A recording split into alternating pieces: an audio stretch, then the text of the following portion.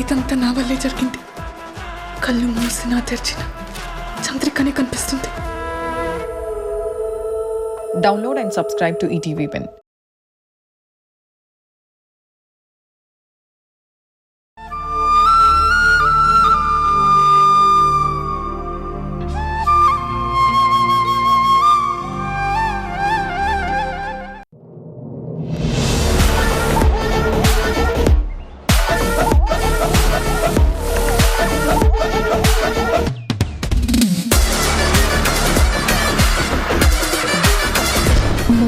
మన పెళ్లి చేసుకుందాం.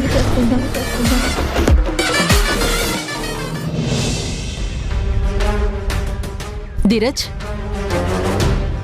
ఏంట్రా అంతలా ఆలోచిస్తున్నావు? దేని గురించేంటి? ధరణి పెళ్లికి ఒప్పుకుందన్నావు కదా? అదే మమ్మీ, అదే ఆలోచిస్తున్నాను. ధరణి పెళ్లికి యాక్సెప్ట్ చేసింది కదా, ఇంత సడన్ గా అంత చేంజ్ ఎందుకు వచ్చిందా అని ఆలోచిస్తున్నాను. తను యాక్సెప్ట్ చేయటం మనకి చాలా ప్రాఫిటబుల్ గిఫ్ట్ ఇచ్చినట్టే. కానీ మార్పుకి కారణమేంటి?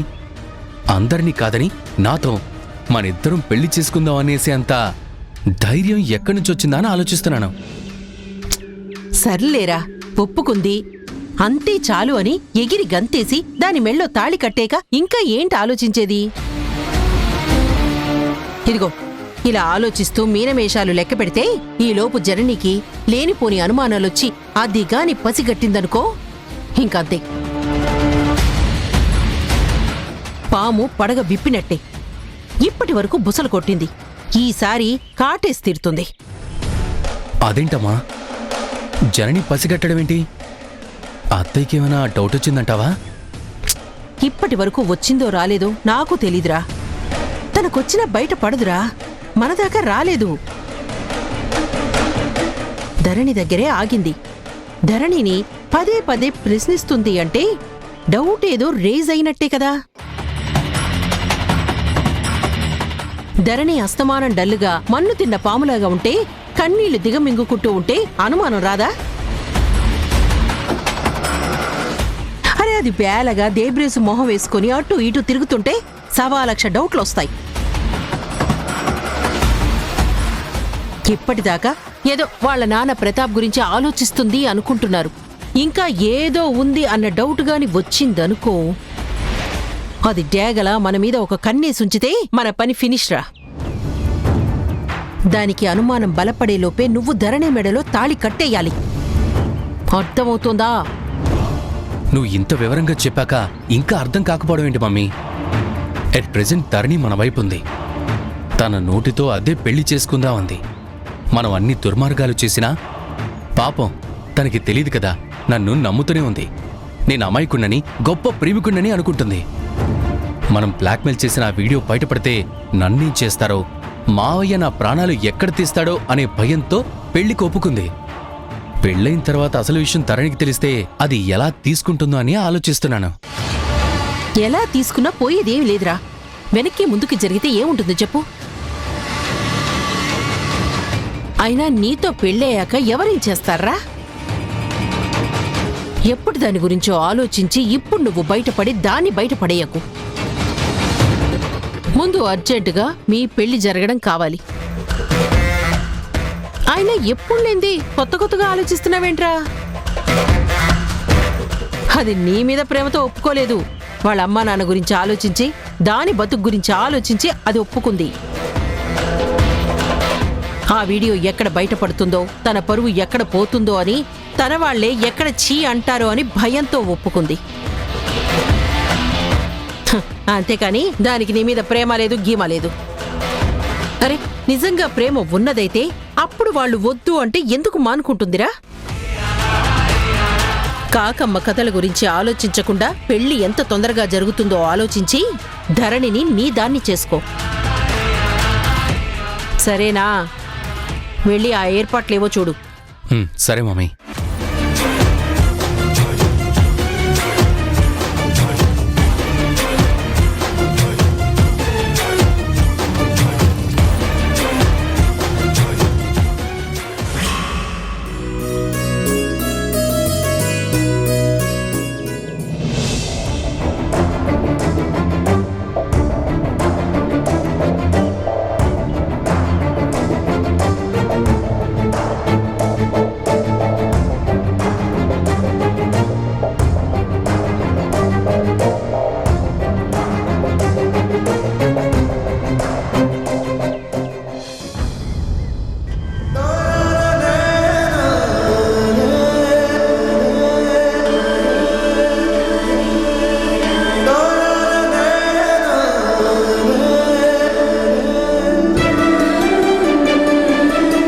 సరోజమ్మా,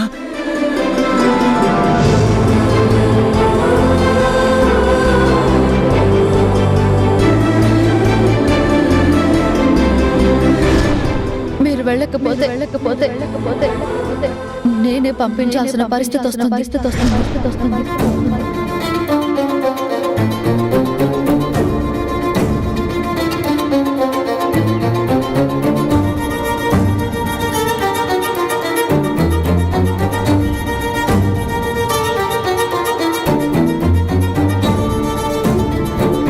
ధరణి,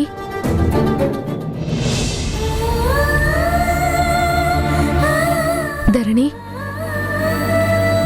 సారీ మధు, నిన్న అలా జరుగుండాల్సింది కాదు. ఏదో ఆవేశంలో జరిగిపోయింది. నాన్నకెలా ఉంది? జ్వరం తగ్గిపోయిందా? ఇందాకే టాబ్లెట్స్ వేసుకున్నారు కానీ జ్వరం ఇంకా తగ్గలేదు. నాన్నను ఒకసారి చూస్తాను మధు. ఆయన నన్ను చూసి కూడా తల తిప్పుకుని వెళ్ళిపోయారు.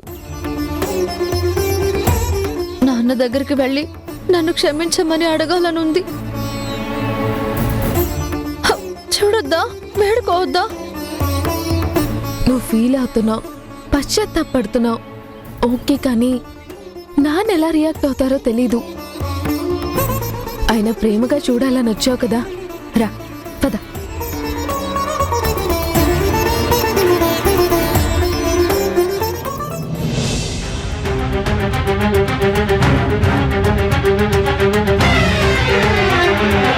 అక్క, ధరణి నా కోసం వచ్చిందక్క.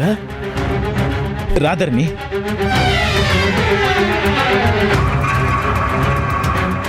నువ్వు మనసు మార్చుకొని వచ్చేస్తావని ఎప్పుడో అనుకున్నాను. వచ్చేసావు. అసలు నువ్వు వెళ్ళిపోయి ఉండకపోతే మనిద్దరం చిలక గోరింకల్లాగా ఎంత బాగుండేవాళ్ళం. రే నోర్మీరా, ఎక్కడికమ్మా వస్తున్నావు? వదిలేసుకుని వెళ్ళిన ఇల్లు కదా, పొరపాటున వచ్చుంటావమ్మా. ఇది మీ ఇల్లు కాదు. మీ ఇల్లు అయితే పెద్ద పెద్ద కార్లు, ఇంట్లో పెద్ద పెద్ద సోఫాలు, అంతస్తుల మీద అంతస్తులు, చాలా గొప్పగా ఉంటుంది. ఇది పేదవాళ్ళ ఇల్లమ్మా. పొరపాటు పడ్డావేమో. అయినా కాదనుకుని వెళ్ళిపోయిన తర్వాత ఈ గుమ్మంలో నువ్వెలా కాలు పెడతావు?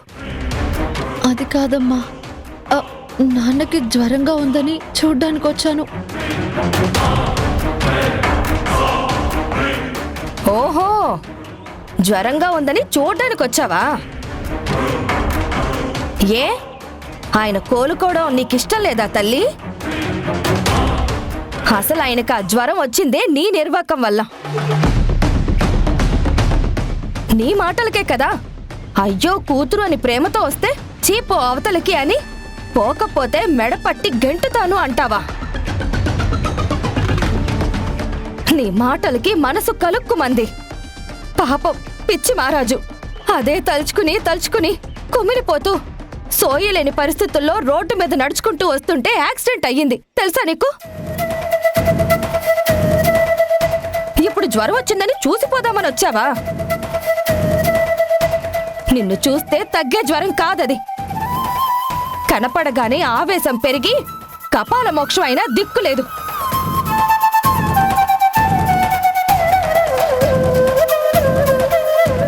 వెళ్ళు తల్లి, వెళ్ళు. మర్చిపోయిన ఇంటికి మళ్ళీ రావడం ఎందుకు? వద్దనుకుని పోయిన వాళ్ళ మీద ప్రేమ ఆపేక్షలు ఎందుకు? జ్వరం వచ్చిందని చూడ్డానికి వచ్చిందంట.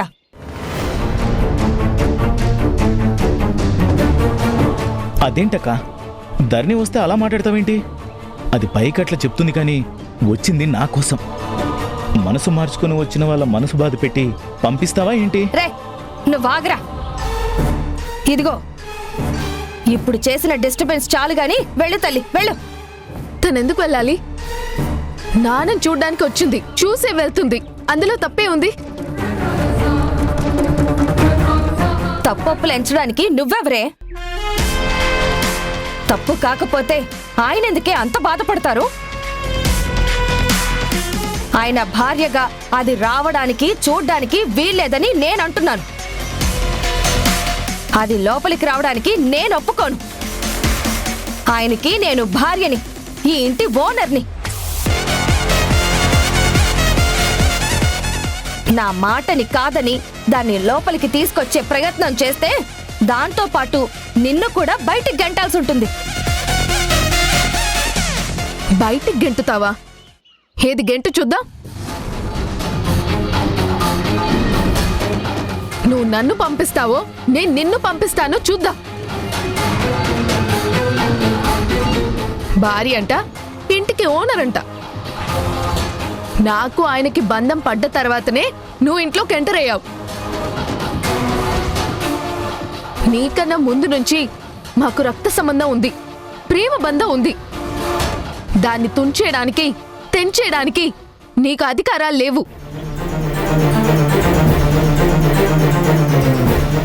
ధరణిని బయటికి పంపిస్తుందంట, బయటికి పంపిస్తుంది. నిన్ను బయటికి గెంటేయకుండా చూసుకో.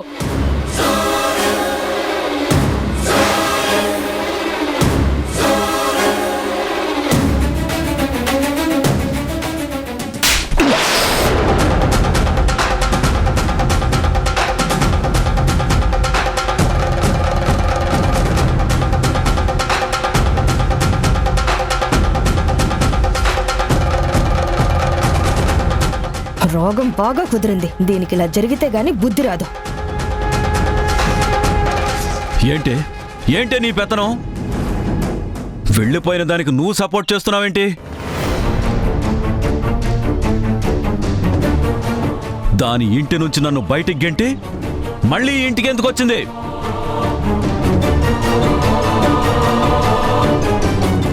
జరిగిందంతా పోసకూచినట్టు నీకు చెప్పాను కదా. ఎంత బాగా దాన్ని సమర్థిస్తున్నావు. లోపలికి తీసుకొచ్చే ప్రయత్నం చేస్తున్నావు. నాన్న నాన్న అంటావే, నాన్న అవమానం నీ అవమానం కాదా? నాన్న బాధ నీ బాధ కాదా? నాన్న తరపున నిలబడి మాట్లాడాల్సిన దానివి ఎవరెవరో సంబంధం లేని వాళ్ళని వెంటేసుకుని నా ఇంట్లోకి తీసుకొస్తావా?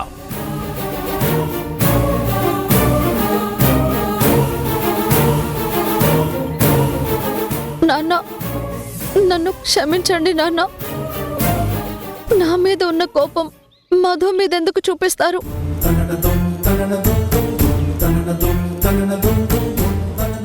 నాకు మీ మీద ప్రేమ లేదనుకోకండి. పరిస్థితులన్నీ బట్టి నిన్న మాట జారాల్సి వచ్చింది.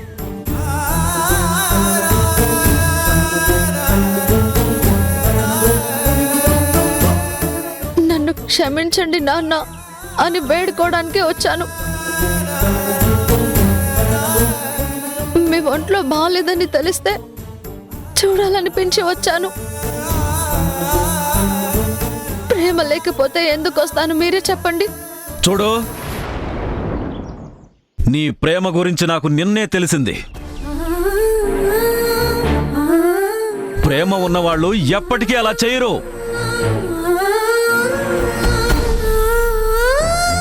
అందుకే నీ ప్రేమ నాకు బాగా అర్థమైంది కాబట్టే ఇప్పుడు నిన్ను నా ఇంటికి రావద్దంటున్నాను. అసలు నీ మనసులో అంత ప్రేమ ఉన్నదానివైతే ఈ ఇల్లు వదిలి వెళ్లేదానివే కాదు. అసలు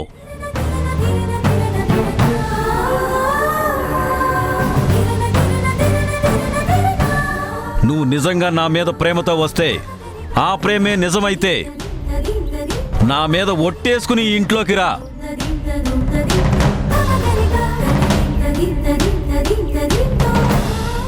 కానీ మళ్ళీ ఇంట్లోంచి బయటికి వెళ్ళడానికి వీల్లేదు. పర్మనెంట్గా ఇక్కడే ఉండిపోవాలనుకుంటేనే ఇంట్లోకి రా.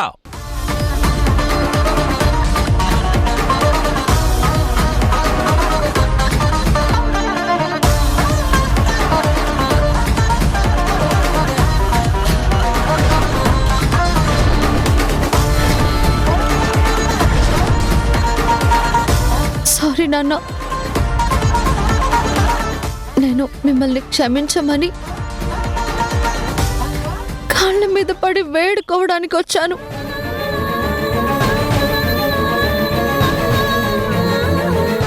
నా తప్పుని మన్నించమని ప్రాధేయపడ్డానికి వచ్చాను. మీకు ఒంట్లో బాగాలేదంటే మిమ్మల్ని చూడడానికి వచ్చాను.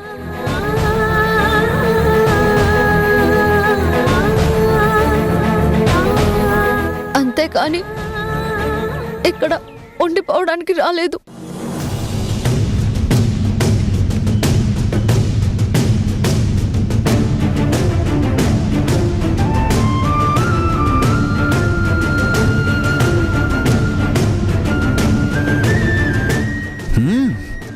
బాగుంది బుజ్జమ్మ, బాగుంది. కరెక్ట్గా మాట్లాడుతున్నావు.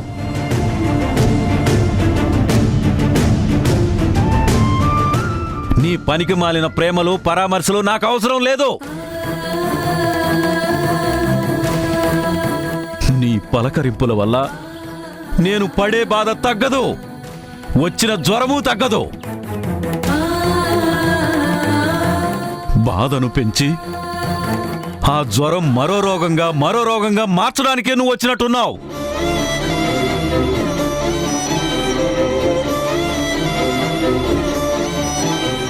నేను నీతో మాట్లాడాల్సిన అవసరం నాకు లేదు. వెళ్ళిపో, వెళ్ళిపో, వెళ్ళిపో. నాన్న, చాలా తల్లి, చాలా. నువ్వెవరు, నీకేం అధికారం ఉంది అని నన్ను దబాయించారు కదా. ఇప్పుడు ఆయనే వచ్చి ఆయన నోటుతోనే స్వయంగా చెప్పి వెళ్ళారు కదా. ఇంకా ఎందుకు నిలబడ్డావు? దయచేయి తల్లి, దయచేయి. చూడు, నీకెంత చెప్పినా సిగ్గు లేకుండా మళ్ళీ దీన్ని పట్టుకుని వస్తే ఆయన అన్న మాటలు విన్నావుగా, నేనే నీ మెడ మీద చెయ్యాల్సి వస్తుంది. జాగ్రత్త.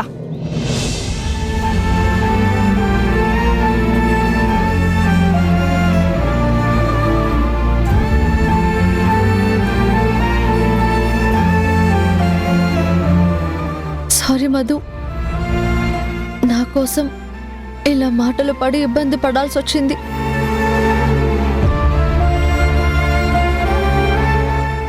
నాన్నతో గొడవ పడటం నాకు ఇష్టం లేదు. ఆయనంత కోపంగా ఉన్నప్పుడు నేను చేయగలిగింది కూడా ఏం లేదు.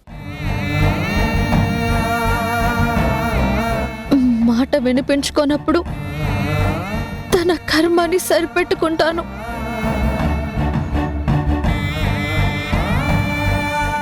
నాన్నని జాగ్రత్తగా చూసుకో మధు.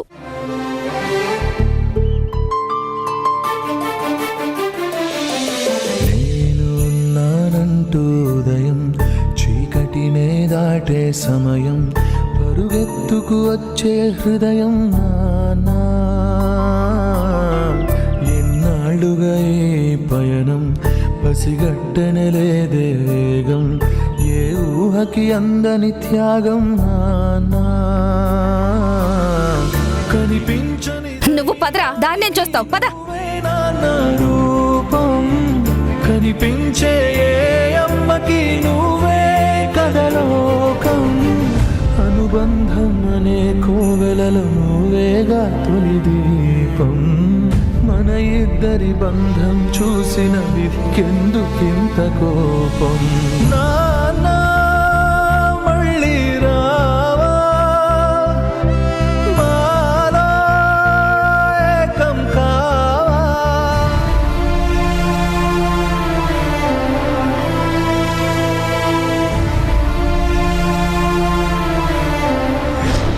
నాన్నకి జ్వరంగా ఉందని చూడ్డానికి వచ్చాను.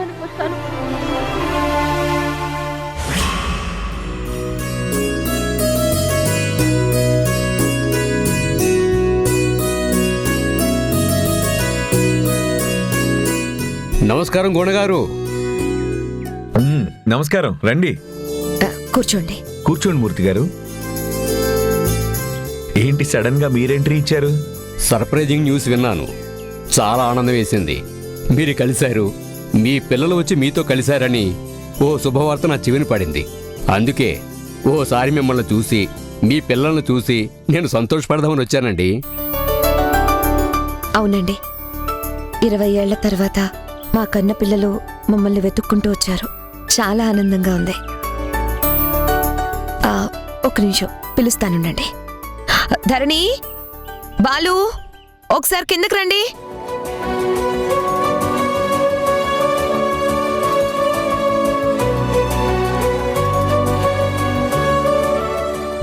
రా, అక్కేది అక్క బయటికెళ్ళినట్టుందమ్మా. సరే రా కూర్చో. తిను బాలు. అగో ధరణి వచ్చింది. ధరణి రా, తను మా కూతురు ధరణి.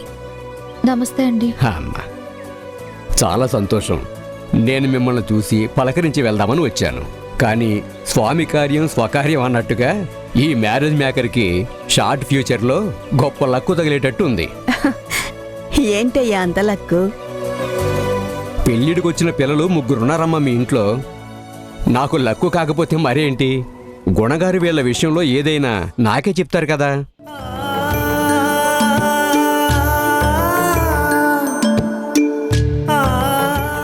సర్లేండి, అప్పటి సంగతి అప్పుడు ఆలోచించొచ్చు. అమ్మా, నువ్వు వెళ్ళి మూర్తి గారికి కాఫీ తీసుకురా. నేను తెస్తానమ్మా.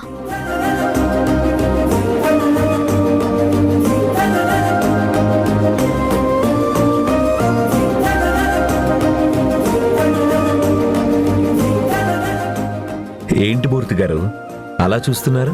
మీ పిల్లలు మీ దగ్గరికి వచ్చారన్న ఆనందం మీ కళ్ళల్లో పుట్టొచ్చినట్టు కనిపిస్తుంది. అందుకే ఆ ఆనందాన్ని నేను ఆస్వాదిస్తున్నానండి. నా ఆనందమైన ఐశ్వర్యమైన వాళ్లే కదా మూర్తి గారు. ఏమండి, మీ పిల్లల్ని చూస్తుంటే నాకు ఒక మంచి ఆలోచన వచ్చింది. మీరేమి అనుకోరంటే నేను ఆ విషయం బయటికి చెప్పేస్తాను. ఇందులో అనుకోవడానికేముంది? మంచి విషయాలే కదా, చెప్పండి మూర్తి గారు.